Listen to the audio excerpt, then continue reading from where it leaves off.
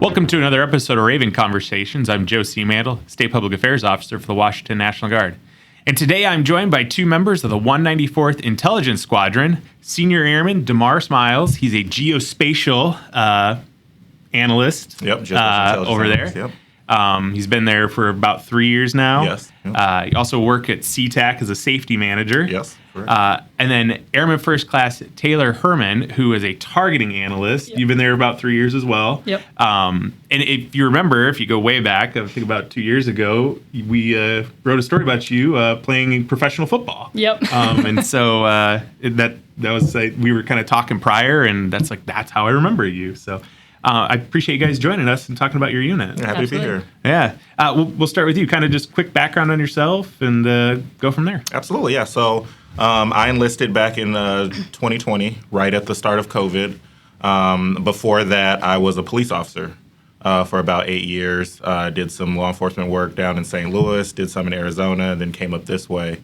And so when I enlisted, I was actually going through a career change. Mm-hmm. And so that's how I got my job with SeaTac as a safety manager. And then I also wanted something that was similar to law enforcement, but still being able to give back to my community.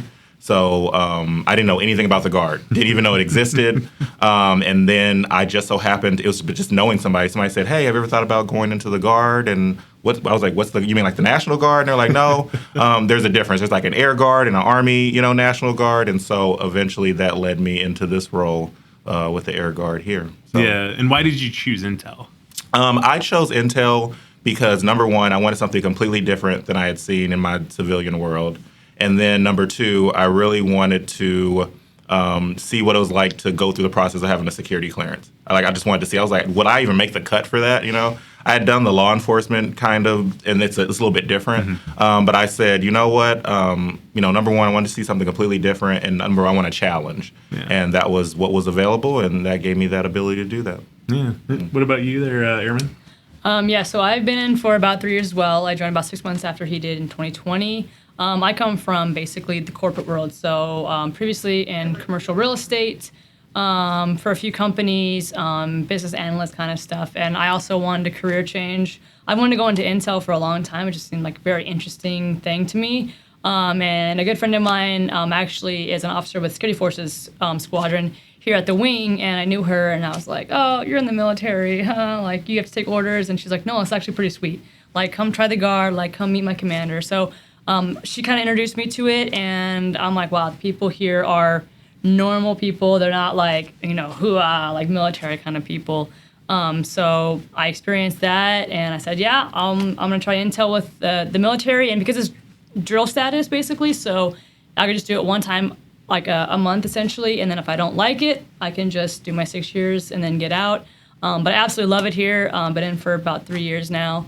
And then I chose in targeting intelligence because it seemed like a very cool job. So basically, you create kinetic effects for targets according to your objectives and stuff. So like warheads on foreheads, that's kind of like what we do. So it's a super cool thing to do. So yeah, and I'm kind of dating myself, right? I've been an Intel officer for now 15 years, which is crazy to say. And I understand exactly where you guys are coming from. It's that love of kind of the unknown and kind of building a story and painting that picture for the commanders on the ground. And from your guys' standpoint, I mean, you're targeting, right? I mean, you're putting eyes on. And we talked prior about how, like, geospatial, you can be anywhere in the world. Right. Yep. But you're here doing the job here, which is fantastic. Kind of talk about the unit, right? I think from my standpoint, I'm a Army intelligence officer. I already kind of know what we do, but what do you guys do on a drill weekend that makes the 194th Intel Squadron interesting? Absolutely, yeah. So obviously we're a targeting squadron, so a lot of what we do is around basically helping commanders achieve their objective, right? Whether that be kinetic or non-kinetic. So in our squadron, we have pretty much like 3 different AFSCs you can choose from, right? Mm-hmm. So you have your geospatial intelligence analyst, you have your all-source intelligence analyst, and then you also have our targeteers. Even more, just because of how much we do, just even in our unit here, we also have cyber folks that work within our unit. They provide us like in-house support because obviously we utilize a lot of computer systems, networks, and so they help us obviously get our job done. So on an average drill weekend, a lot of what we're doing is keeping up on proficiencies, right? We're going through some type of mock scenario or exercise where we are either, learning about new, trends, new topics, new training, and then we're obviously utilizing those skills to practice and see exactly where we are in terms of our proficiency and making sure we're meeting those standards that are similar to our active duty counterparts. Yeah, what about you? Yeah, so pretty much similar. So yeah, for us, we do a lot of basically using the imagery that we get and using that to basically precisely drop coordinates on anywhere, literally anywhere in the world. And so we do a lot of practicing on that, making sure we understand how to do that. And then what's super cool, not just for drill weekends, but just in general with the job, because he's mentioned the security clearance, we actually do use like classified information, which is super, super cool. That you can do that as like a drill status guardsman, that you don't have to be in some back room somewhere, that this is actually what we do as part of our job. So we could be a civilian and like literally work at an airport or work, in some regular office like finance job. And then on the weekends you get to come in and do this, some classified cool stuff. So I think that's really what's really cool about our job is you don't have to be active duty. You don't have to, have this really like you say, like back room in the movies kind of thing. We do that every drill weekend, every month, which is super cool.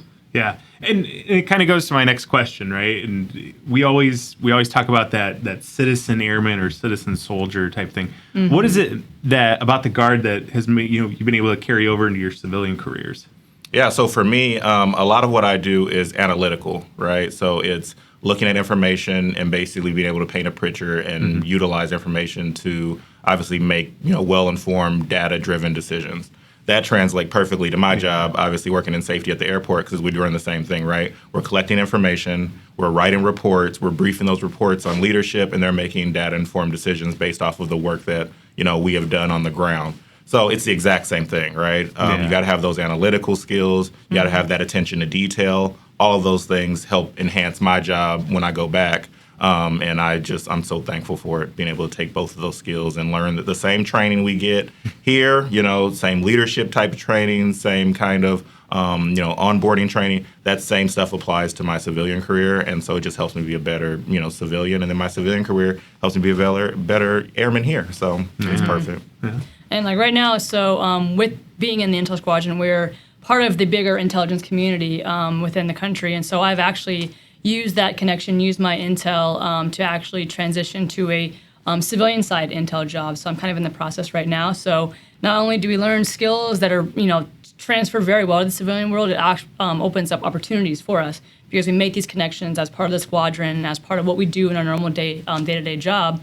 So I'm using that connection to kind of jump into another intel role within the civilian world. Yeah, super cool. So kind of vice versa, right? And you'd already kind of mentioned that you're using some of that civilian career into the Guard. Mm-hmm. Have you found ways where your civilian career or your civilian past experiences have translated into the Guard? Yeah, absolutely. Yeah, so definitely, like I said, from my even my law enforcement background, a lot of those same skills, right? Report writing. Being able to talk in front of people, because again, when you're in intel, you're briefing, you're briefing commanders, 05s, 06s sometimes. You got to have that confidence, right? And ability to be able just to work under stress. Obviously, we're intel, so we got to be most cutting edge, up to date. And it's always dynamic, right? Things change, it ebbs and flows. And so being able to center yourself and be able to do your job to the best of your ability in those kind of tight conditions, and being able to go in front of somebody that's going to be making some very major decisions and being confident knowing that you're subject matter expert. Those are things that I've taken from my civilian and brought to here, and it's just helped me tremendously.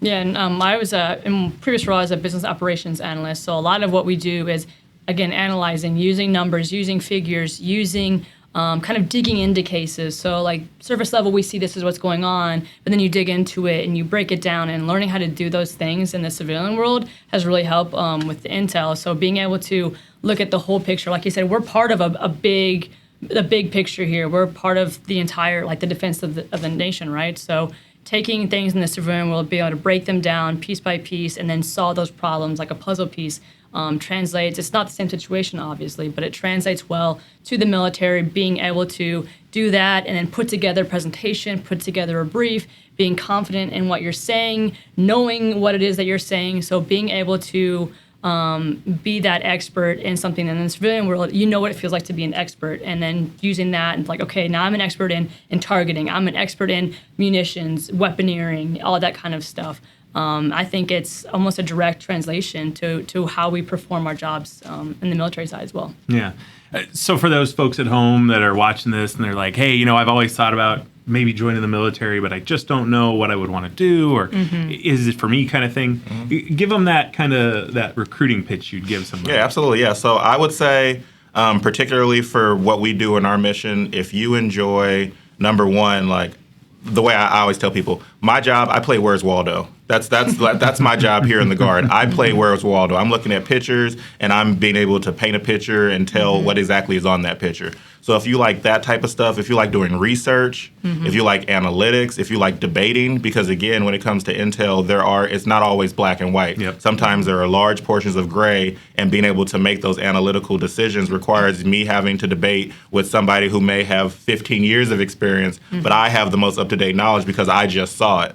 So they may say, oh, no, I think it's this. But it's like, no, actually, it's this. And here's what I'm seeing. And let's talk through it and work through it. So, again, we're making the best decision. So if you like to debate, if you like talking in front of people, this is the job for you, right? Yeah. We have so many different, and again, you know, intel isn't just one, you know, catch-all. Like, if you don't like talking in front of people, come and do my job. Look at pictures all day. If you do like talking to people, go be an all-source analyst. You can brief whoever you want to, right? If you like knowing about different weapon systems, how they work, kinetic effects, become a targeteer. If you like computers, go cyber. There are just so many different opportunities for you that you're not pigeonholed into just one job. Yeah. But at the end of the day, like I say, we're the coolest nerds ever. Intel is all about being a cool nerd. Yep. While we're sitting there talking about and debating really, you know, sensitive, high value, you know, targets and systems, the very next conversation we're debating which Batman was the best. Yep. Or Star Wars. we saw a movie last those conversations too. Yeah. Absolutely. So yeah, the way I look at it, like if you consider yourself to be, you know, somewhat academic,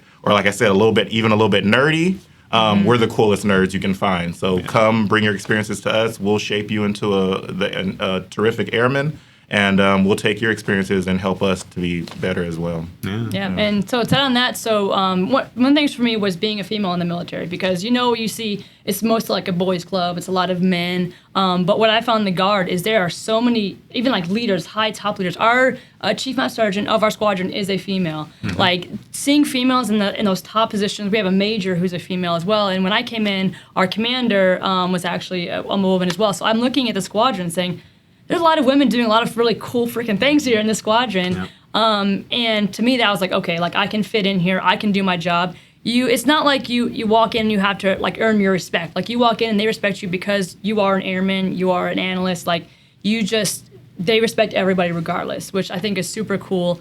And as well, the Guard, a lot of people, you're not PCSing every 3 years. You stay in your role. So we have people that have been in our squadron for, 15 plus years since the beginning of our squadron, just about. So that's really cool. And you can really become an expert because you're not moving from job to job or from base to base. So the program that we've got going on, the missions that we have going on, people have been working those for years and years and years. And so even the active duty see us as, you know, we are the experts because we've been working this same mission set. And it becomes like a family. Like you've worked together for some people for like, 5, 10, 15 years. You see their face day in and day out. I think that's a super cool thing about the Guard is you can stay in for your 6 years and then get out. You can do your whole career there. And some people are career drill status. They go 1 weekend a month, and that's their entire 20-year career, which is super cool that you can do that, have a civilian career, do what you want, and then also have this really, really cool military career on the side of that, and you get all the benefits of being in the military. You get your retirement for your 20 years. So I think that's super cool for me, personally. Yeah. Anything else you guys want to add? Just, we need the bodies. We need people, and we need people that are going to be willing to serve their communities as well as serve our nation. So if you feel that calling, and if you just kind of have your foot in the door and you're like, I don't really want to know, just talk to somebody. You know what I mean? You'd be surprised how many actual, National Guard and Guardsmen there are out there on both sides, Army and Air Guard. There's probably one in your community. And they probably, and again, we're very, we're very low key. Like we do it because we enjoy doing it. We don't do it for the publicity. Yeah. So, leverage those opportunities. Talk to somebody, ask somebody, say, hey, I'm thinking about joining the Air Guard, or I'm thinking about joining the Army National Guard. They will know somebody in their experience that can talk to you, that can give you all the information you need to make that final decision for yourself. So don't be scared. That's all I can say. Just don't be scared. Ask questions, get knowledge. And then, I love it. I'm biased, right? I'm here. I'm doing it. I love it. Yeah. So if you're feeling that calling, we've got an opportunity for you. Just don't be scared. And like you said, and there's plenty of people in the community. So like for us, we were on COVID orders. So if you're during any sort of humanitarian issue, wildfires, we have a bunch of people that go out from the wing in the state that go out and fight wildfires. So if you want to get involved in your community in a deeper way,